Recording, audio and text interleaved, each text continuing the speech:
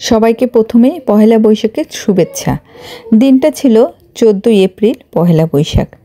তো আমাদের বাংলা নববর্ষের জন্য পহেলা বৈশাখের সাজ দিয়ে আমরা আজকে পহেলা বৈশাখের র্যালিতে যাব।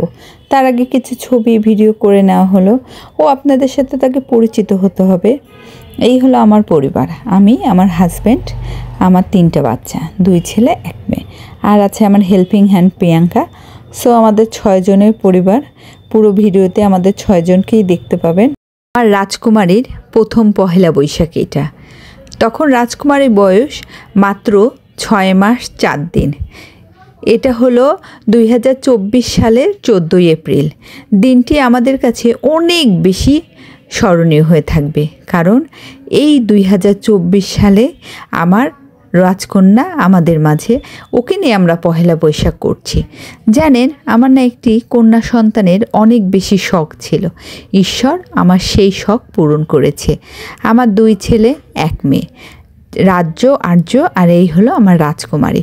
বুঝতেই পারছেন 2 ছেলের পরে 1 মেয়ে কতটা সাধনা সে এবং কতটা আদরের আমাদের সবার রাজকুমারী।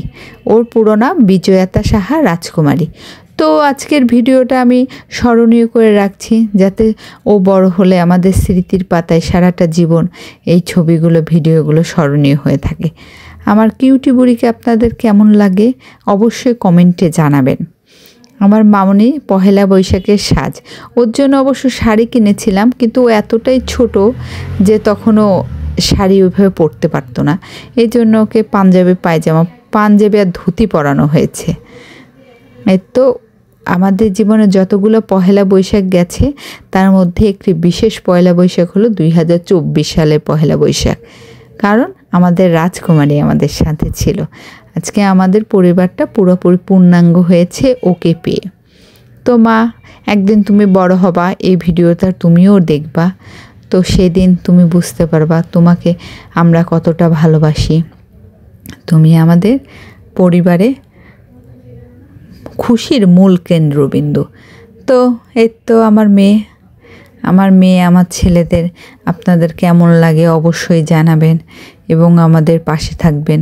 কিছু স্মৃতিও এখানে তুলে ধরলাম, কাছের মানুষদের সাথে কিছু সময় কাটানো, কিছু ভিডিও করা, কিছু ছবি তোলা, যাতে স্মৃতি হিসেবে থেকে যায়। আজকের দিনের ঘটনা কালকের জন্য স্মৃতি।